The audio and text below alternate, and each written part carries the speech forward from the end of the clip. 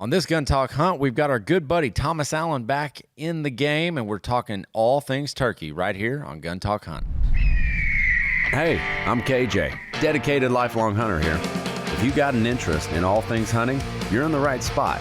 Whether chasing quail across the plains of Oklahoma or in pursuit of elk in the backcountry of British Columbia, you'll always find me on the hunt. Welcome in, Gun Talk Hunters. I'm your host, KJ, and hey, we're going to talk turkeys. And there is no better guy on this planet that I can think to talk turkeys with. Well, there's another guy out there that I'm sure is probably better, but none more well-versed than Mr. Thomas Allen, and it's been too long since we've had him on. Thomas, welcome in. Hey, thanks for having me again. You're right. There's probably a lot of better options, but you have low standards. So I do have low standards. Yeah, I got low standards. So we'll we'll just leave it at that. This Gun Talk Hunt is brought to you by Ruger. Thank you for your support, and Range Ready Studios. Find your next Range Ready class at rangereadystudios.com. We're going to talk turkeys because it's that time of the year. And I don't know, like I guarantee you the bass are not moving up on beds like they are in Louisiana, up in Minnesota. No, like, there's no way. No, the only betting going on is me sleeping in because we're getting more snow and still have 35 plus inches of ice on our lakes. But yeah, that sounds disgusting. You know, you have to love winter to love it here. And the month of March, I would say we lived in Birmingham, Alabama for 5 years. March was a great time of year. Here, it's probably the worst time of year because winter's so hanging on. You were so close. I mean, we're starting to melt. I had to shovel the roof off the other day. I mean, it's Minnesota problems, but yeah, you take the bad with the good. And come April, it's going to be awesome. I will say this, like I was shocked last week when I saw a bass on the bed. And I mean, that's, the March, second time frame, March 1st, like right around the beginning of March, there's a bass on the bed. I caught it, threw it back. And I was like, you got to be kidding. They're already moving up. And like last night I walk out and I can see like 10 beds all along the shoreline, dude. It is glorious. It's probably about 84 degrees right now, and they are just humming. I kind of hate you. You know our buddy Tim Price, right? You remember? Oh, Tim yeah. Price? I'm going to show you a picture here. We were out testing some new Humminbird gear, and he slammed into a nice one. We'll see if that'll show up on the ice. On the ice? Dude, that's a great shot. Yeah. Well, you took that picture? Well, yeah. Oh, okay. Dude, that's a good bass. That's a nice that bass had to have been deep, huh? 10 feet. Yeah. It's a weird time of year because I leave in 3 weeks for our first In Fisherman TV shoot.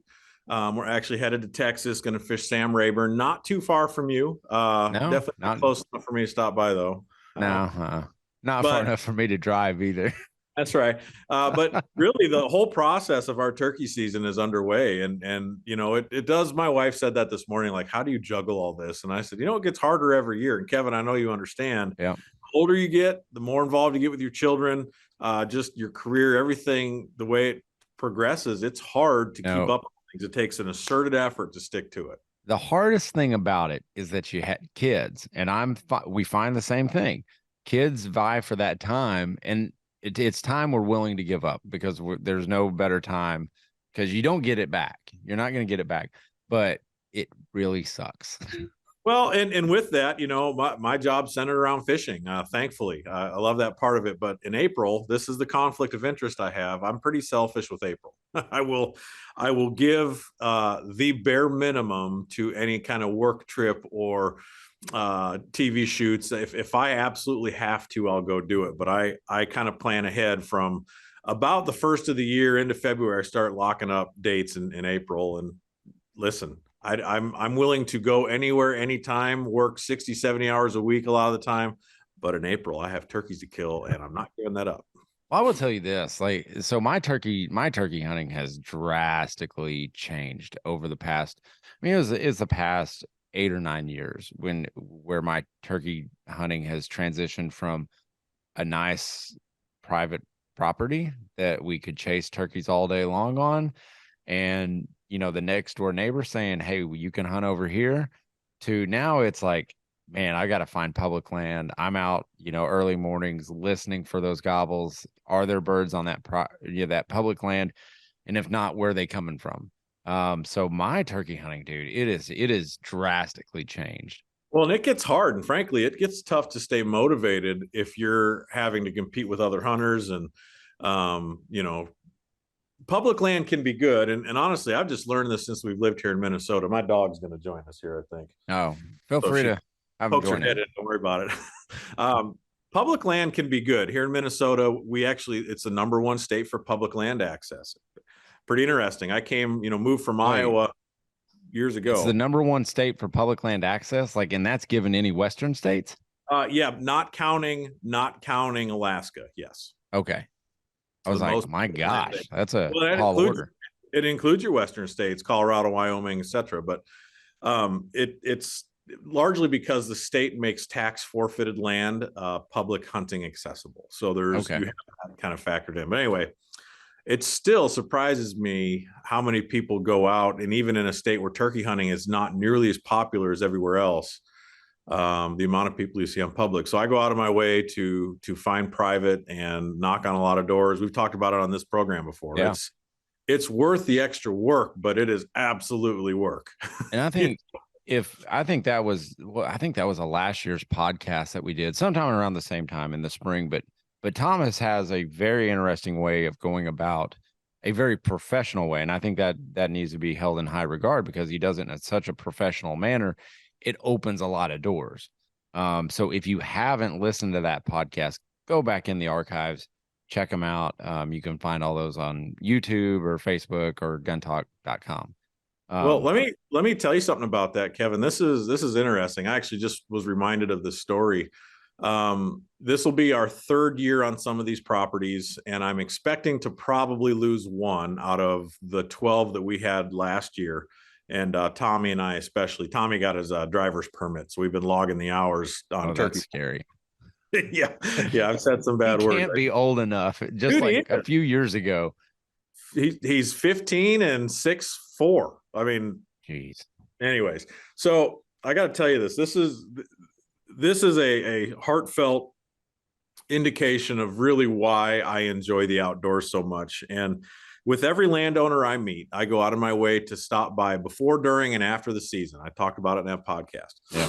And at the end of this last season, we trying to think of something different to do for the landowners. They don't want money. They don't want gift certificates. That kind of cheapens their generosity. So my wife and daughter are tremendous bakers, and they baked like 8 or 9 loaves of bread. And my wife's bread is fantastic.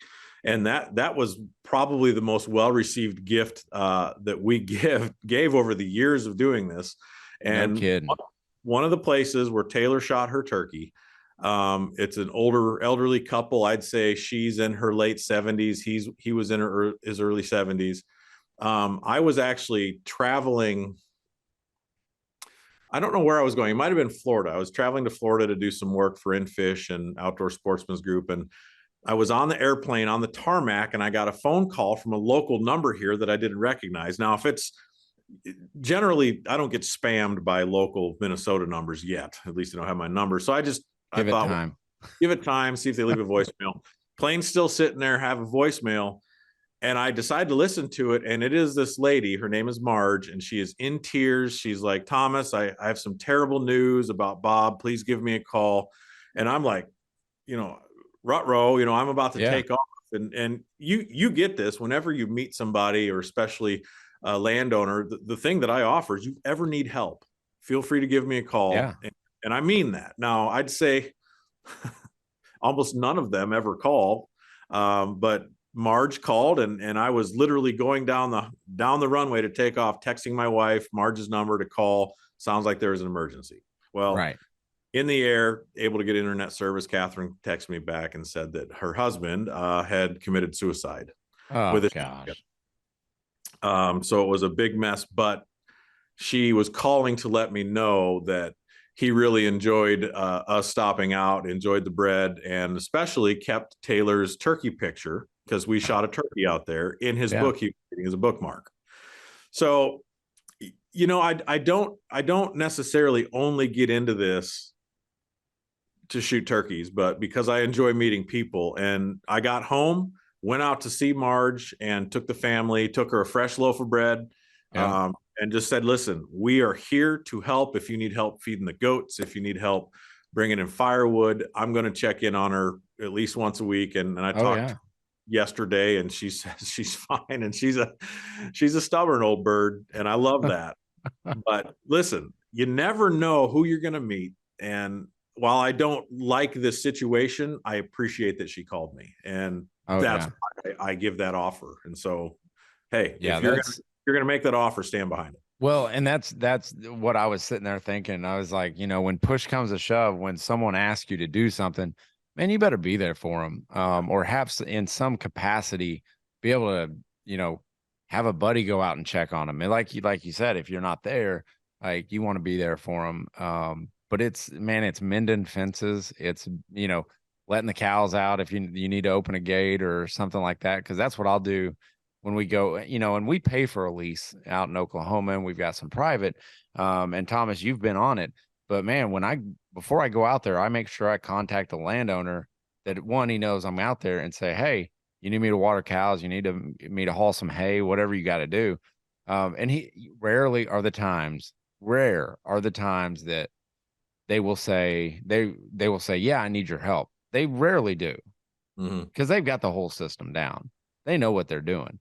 But and You better then be ready to drop it all if they do ask. That's what I yes, say, right. 100%.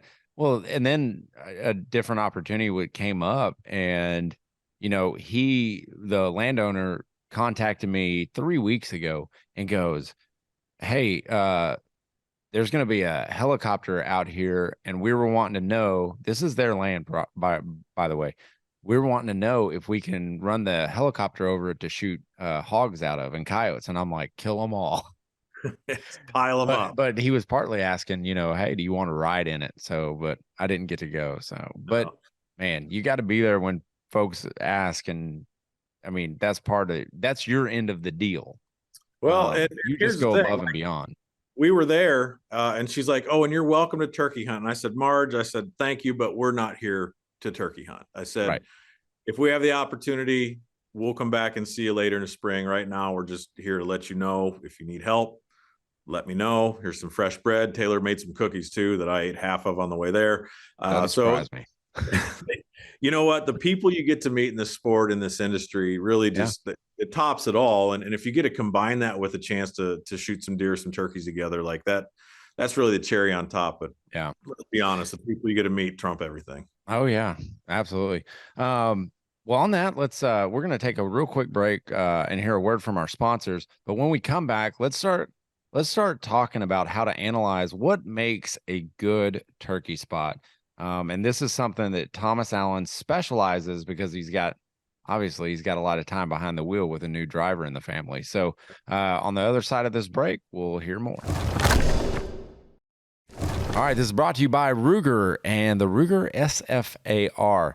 You do not pronounce it Sfar or Safar. It's really good, but it's SFAR, and it is a 7.62 gun, 10 plus 20 capacity, Magpul stock, threaded, but I will say this, like if you're going to shoot this gun, go ahead and shoot it with the brake on, because it is a robust brake and it controls that rifle really good.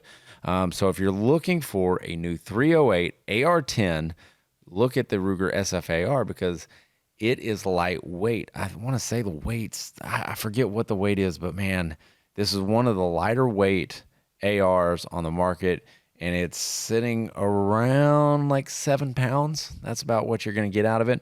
But great options from Ruger.com. And Range Ready Studios, did you know you can come train with Chris Serino and potentially like see what's going on around here? At Range Ready Studios, you've got training courses. We've got AR courses. We have a ladies only course coming up in June. So you can find all this out at rangereadystudios.com. You've got to go over there. You got to get signed up.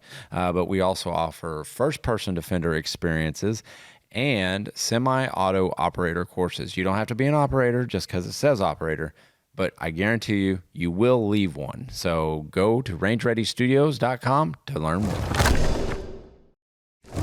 All right, we're back with Thomas Allen, Turkey Hunter Supreme. If you're not watching this video, if you're just listening to it, we appreciate your ears. We love them. But if you want to know how serious Thomas is about his turkey hunting, go click on the video because you're going to want to see the copious amounts of beards hanging on his wall. But do you how many Oklahoma beards are up there? That's what I want to know. I have shot, I think, 4 turkeys in Oklahoma, and they're Okay. all right down by Norman, so not far from some of your Yeah. stomping Oh, is that our buddy Jeff Puckett? Is that some of his grounds. work? No, but I did turkey hunt with Jeff on one of his places. And this happened to me before the last time we talked about this. I forgot his name, but Jared Miller, Yeah. for Bassmaster Elite Series angler, also was quite the contender in last year's classic, led on day one, Yes. believe it or not, made it through the Dude, I opens. was so happy to see that. Like that was so exciting to see because I've fished a lot with Jared. We're really good buddies and still keep up to Super this dude. day. Yeah. And yeah, and I don't know that I have any intentions to come turkey hunt soon, but I would not feel bad calling and asking because he was Nope. like, kill them all, we don't hunt them. Oh, So he'd let you come in. and I also hunted with a game warden, Shane, up Oh, near Mr. Shane Grand Lake. Fields. Yep, Shane. Yep. Good old game warden buddy of mine He too. does. That's Well, bad I'll that we tell you, run in the same circles. it is weird. And honestly, I didn't meet either of those guys through you, which is Yeah, funny. that is But odd. Shane was my boat driver at an elite event on Grand Lake at least twice. Oh, So really? yep. Oh, he's a great dude. Great game Yep. warden. He's really good game warden.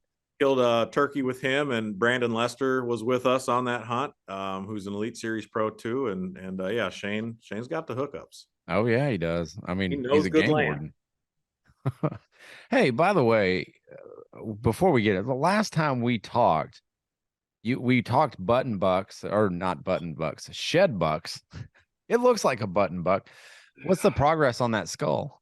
Okay, well, so I know we end up getting on little like rabbit trails on the show, and then we spend a minimal amount of time talking about what you had me on for. But Yeah. this, I'll give the as abbreviated version as possible.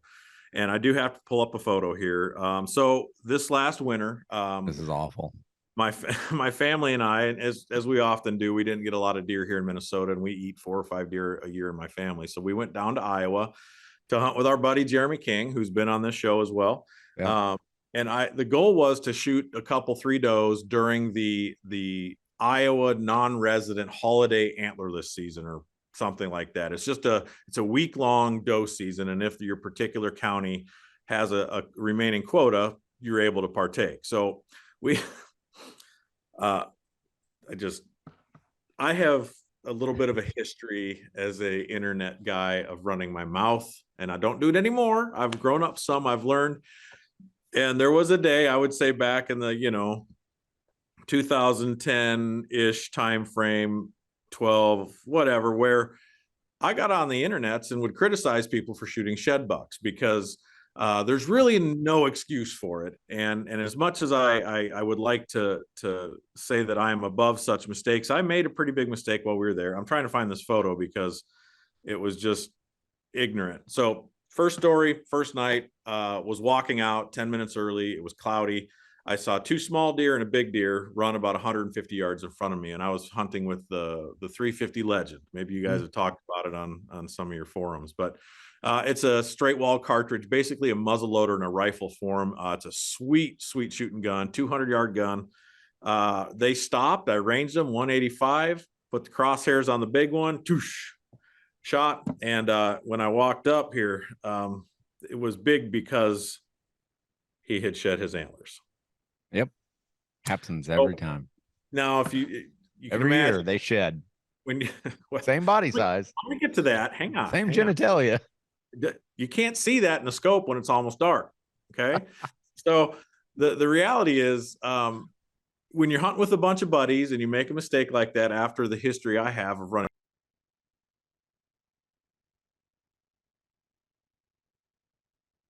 Oh my God. Yeah.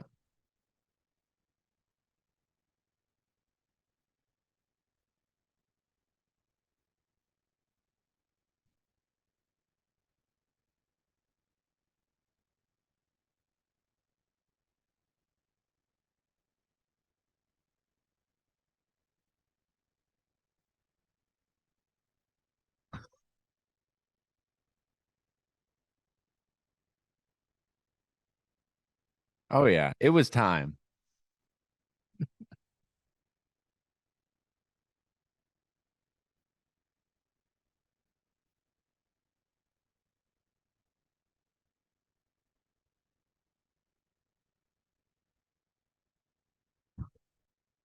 Jeez.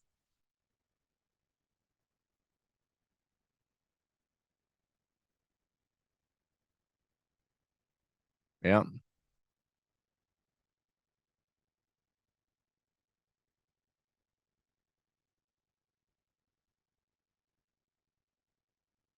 Oh, that looks horrible. Oh, oh, he just showed like again, you got to watch this because he just showed a full shoulder mount of a shed buck.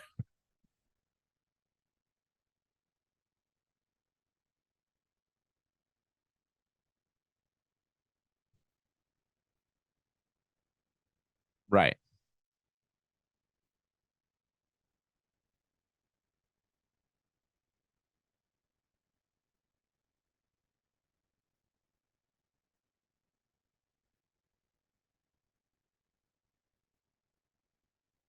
Yeah.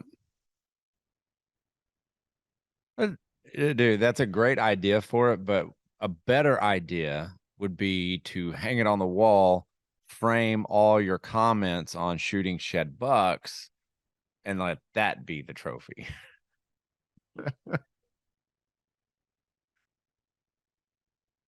No, no, I'm not either. So I'm definitely not. And then two. All right, we're gonna get back on the turkey talk because I know that's what people come here for, right? Um, so looking at property, when you are looking for a property that will house deer, do you start your look on because this is how I do it. I'll start my look on past history, then go to Onyx, like an Onyx mapping system, base maps, another one. I'll start there. What do you start?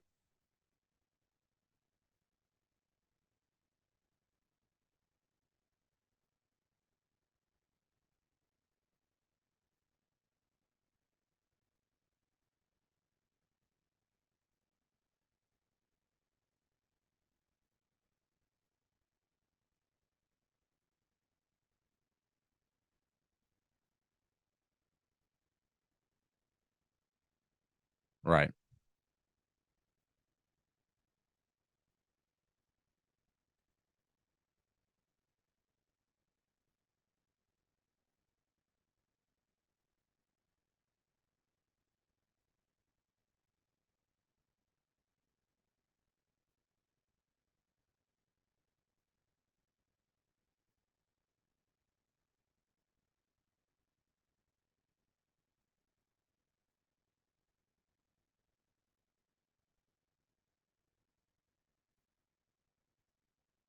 Yeah.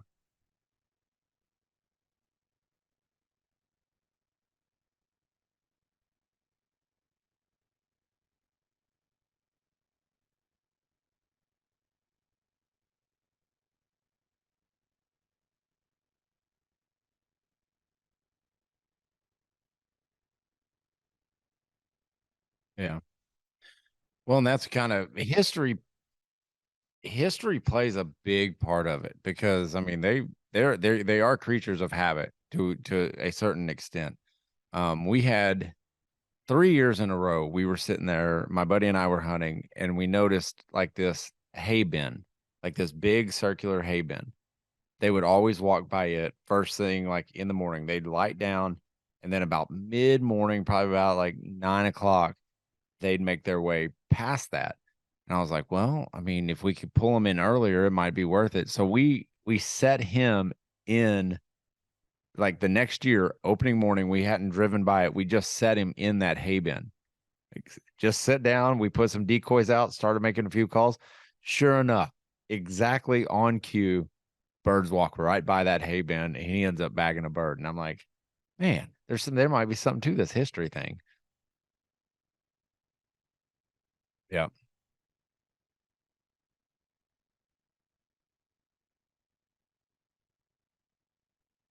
yeah,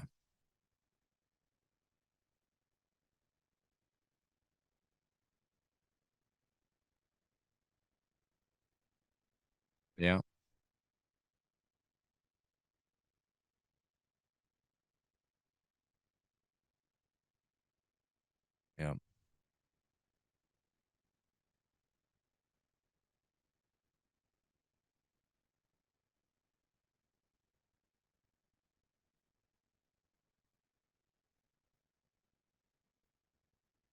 Yeah.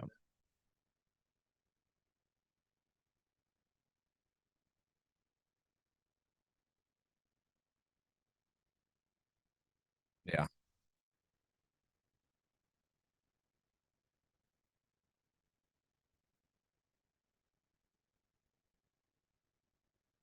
Yeah.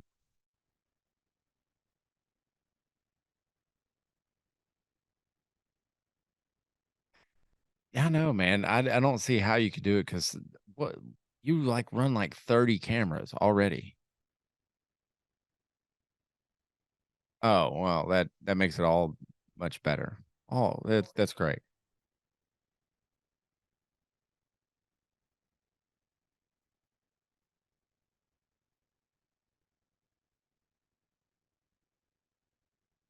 Yeah. Yeah. I mean, same, yeah, the same principle that applies with deer and, a bedding area or something like that. If you're always going in and checking a trail camera, I mean, they know who's been in their bedroom. That'd be like someone coming in and undoing the corner of your bed sheets and you'd be like, "Oh, I thought I made that." It's the same thing.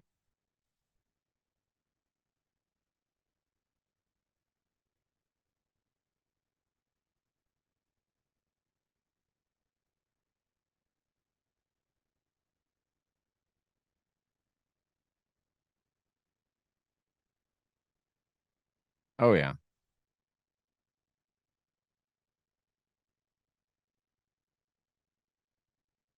Oh yeah. Yeah.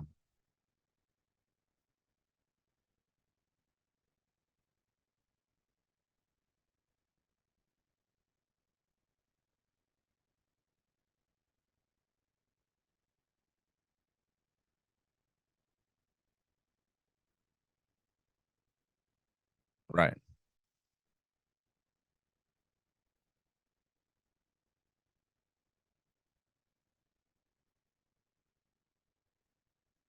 Right. What are you shooting this year?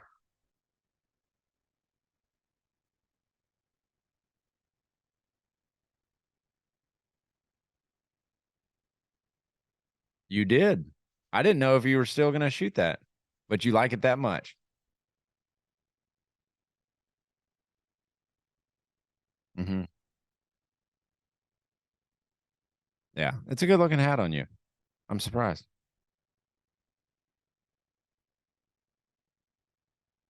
Tungsten?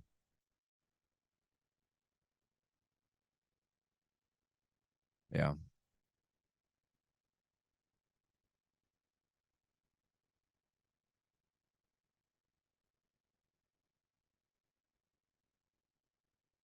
I so I think it was last year I got a Savage 110, which is a single shot 410. And dude, that thing is awesome. And dude, it's fun to shoot. It's in I had to get it in bottomland camo. Like so I got in bottomland camo. But yeah, it's super light. And I think it only costs like $200, I think. No.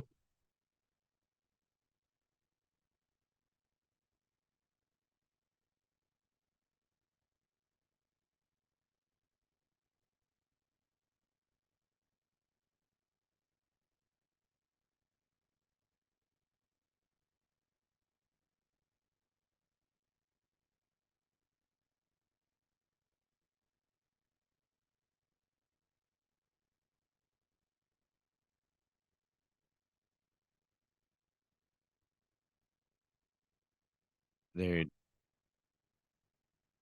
Well, yeah, because bigger is better, right? I mean, that's the thing.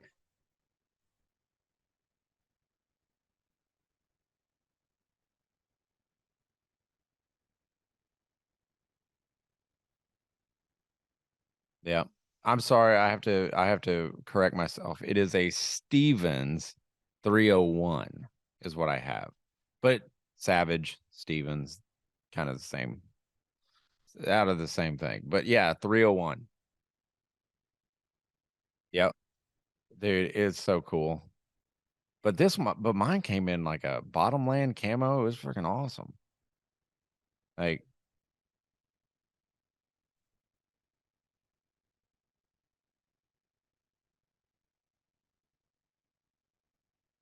yeah. No, dude, you can get one. So they're MSRP, whatever speak that is, but for I mean it's 227. So you're gonna find that gun under $200. That is awesome. All right. Yeah. You need to get you one. You get you one. Yeah. Yeah. Good luck with that.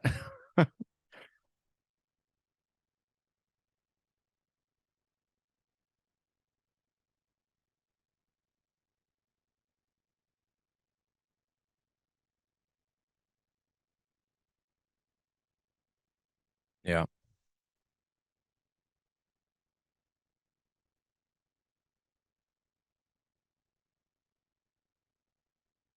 Yeah. Yeah, I'll get to hunt a little bit. I've got a couple places around here locally that I might be able to get out and chase them. So, well, I'm going to. Like it's that the 410 needs to ring out through the woods. Yeah. All right. Well, I'll get to walking. I'll start now. Yeah. Oh,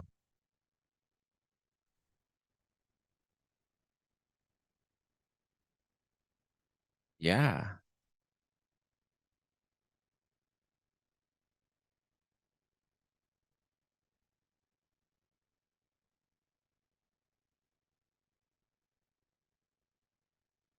Yes, there is.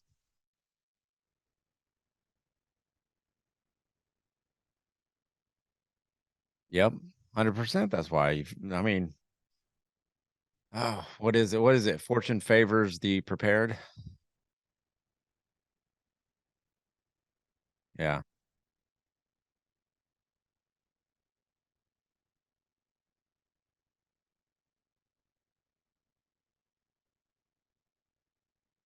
Oh, really?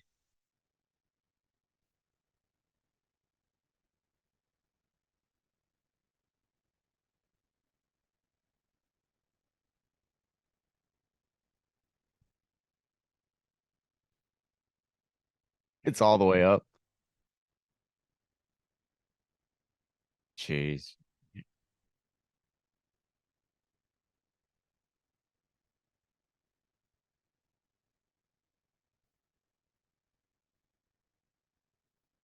Right.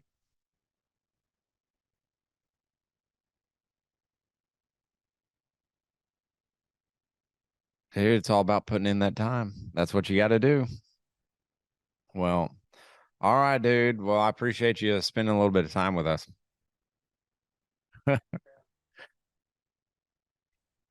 I know. It's a gift. It truly is.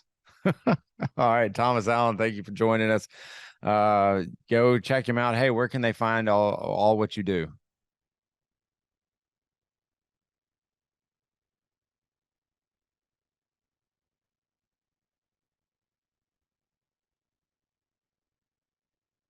Oh, oh yeah.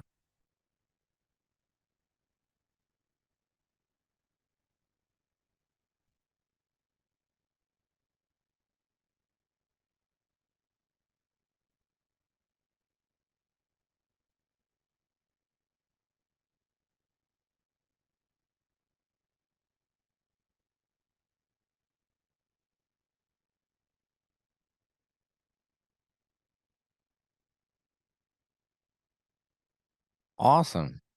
Well, good. I'm excited for you to do that. And those guys over at Game and Fish are always really good. They're good people. They do good work. It will. I'm sure it will. All right. All you gun talk hunters, you know the drill. Keep those muzzles pointed in a safe direction and always be on the hunt.